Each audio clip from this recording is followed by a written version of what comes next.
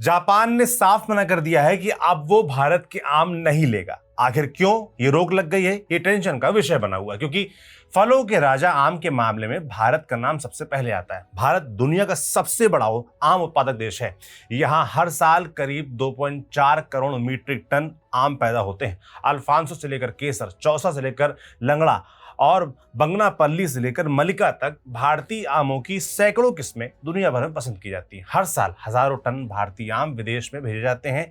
खाड़ी देशों से लेकर अमेरिका, ब्रिटेन और जापान तक भारतीय आमों की खास मांग रहती है। लेकिन इस बार जापान ने आयात पर रोक लगा निर्यातकों और किसानों दोनों की चिंता बढ़ा दी है। सुनने में ये एक सामान्य व्यापारिक फैसला लग सकता है, लेकिन इसके पीछे की कहानी कहीं ज्यादा गंभीर है। सवाल यह है कि आखिर ऐसा क्या हुआ कि भारतीय आमों को लग्जरी फल की तरह देखने वाला जापान अचानक पीछे हट गया। क्या वजह सिर्फ क्वालिटी कंट्रोल है या कहानी इससे कहीं और बड़ी है? और क्या इसका असर दूसरे देशों में भारतीय आमों की साख पर भी पड़ सकता है? नमस्ते, मैं हूं सौरभ त्रिपाठी, आप देख रहे हैं न्यूज पिंच। इस वीडियो में आपको यही सब बताएंगे। जापान का कहना है कि भारत से भेजे जाने वाले आमों की पेस्ट कंट्रोल प्रक्रिया में कुछ कमियां मिली है। दरअसल जापान हर साल आम के मौसम में अपने निरीक्षकों को एक टीम बनाकर भारत भेजता है। ये अधिकारी उन आमों की जांच करते हैं जो जापान भेजे जाने वाले होते हैं। जांच का सबसे अहम हिस्सा होता है वेपर हीट ट्रीटमेंट यानी VHT। इस प्रक्रिया में आमों को गर्म हवा वाले खास चैम्बर में रखा जाता है ताकि फल के अंदर मौजूद कीड़े, अंडे और लार्वा पूरी तरीके से खत्म हो जाए। लेकिन इस बार जापानी अधिकारियों को इसी प्रक्रिया में खामियां दिखाई दी।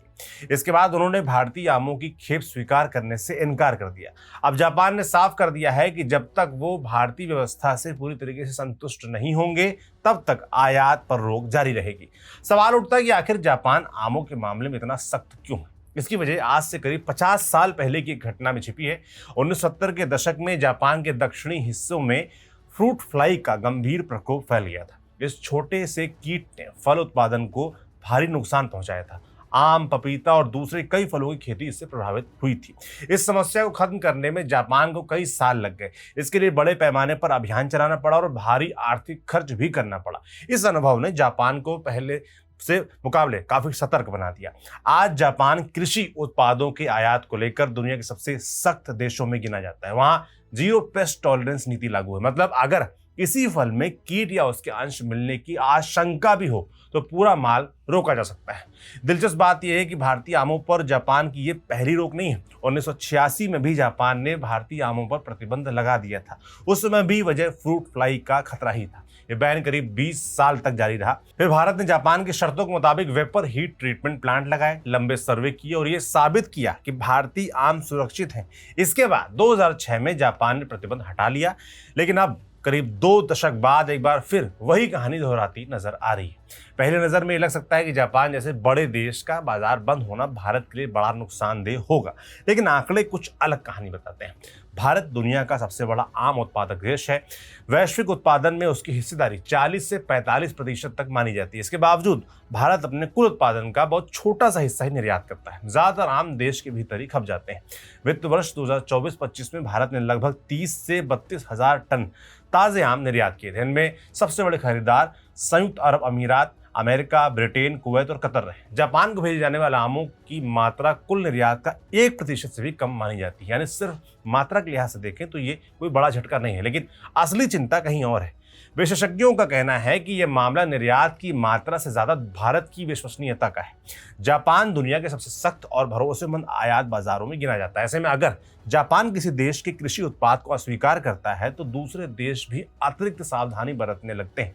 हालांकि अभी तक किसी दूसरे देश ने भारतीय आमों पर ऐसी कोई कार्रवाई नहीं की है, लेकिन विशेषज्ञ मानते हैं कि भारत को अपनी गुणवत्ता नियंत्रण प्रणाली को और मजबूत करना होगा। जापान का यह फैसला ऐसे समय आया है जब भारतीय आम निर्यातक पहले से कई चुनौतियों से जूझ रहे हैं। पश्चिम एशिया में जारी संघर्ष ने समुद्री व्यापार को प्रभावित किया। आप जानते हैं शिपिंग इंश्योरेंस महंगा हो गया है, रेफ्रिजरेटेड कंटेनरों की कमी हो गई है। इन कंटेनरों का किराया भी हजारों डॉलर बढ़ चुका है। नतीजा ये है कि कई निर्यातकों के लिए आम विदेश भेजना पहले के मुकाबले कहीं ज्यादा महंगा हो गया है। कुछ निर्यातकों का कहना है कि उनके कारोबार में पहले ही 20 से 30% तक गिरावट दर्ज की जा चुकी है। इस साल आम उत्पादकों की परेशानी सिर्फ निर्यात तक सीमित नहीं रही, मौसम ने भी उन्हें बड़ा झटका दिया है। पहले असामान्य ठंड पड़ी, फिर अचानक तापमान बढ़ गया। इसके बाद कई इलाकों में आंधी और तूफान आए। इन परिस्थितियों का असर आम के बागानों पर पड़ा। उत्तर प्रदेश, महाराष्ट्र और दूसरे प्रमुख उत्पादक राज्यों में उत्पादन प्रभावित हुआ है। कई किसानों का कहना है कि इस साल फसल सामान्य से कम रही है, यानी जहां एक तरफ बाजारों में अनिश्चितता है, वहीं दूसरी तरफ उत्पादन भी उम्मीद से कम हुआ है। जापान में भारतीय आमों की खास पहचान है। अल्फांसो, केसर, बंगनापल्ली, लंगड़ा, चौसा और मल्लिका जैसी किस्में वहाँ काफ़ी पसंद की जाती हैं। खासकर महाराष्ट्र का अल्फांसो आम जापानी बाजार में प्रीमियम और लग्जरी फल की तरह देखा जाता है। साल 2025 में जापान ने भारत से करीब $15 लाख से ज़्यादा मूल्य के आम आयात किए थे। अब जब भारतीय आमों की एंट्री बंद हुई है तो जापान वैकल्पिक स्रोतों की ओर देख रहा है। पाकिस्तान, वियतनाम, थाईलैंड, ताइवान और मैक्सिको जैसे देश इस खाली जगह को भरने की कोशिश में हैं। अब आगे क्या होगा?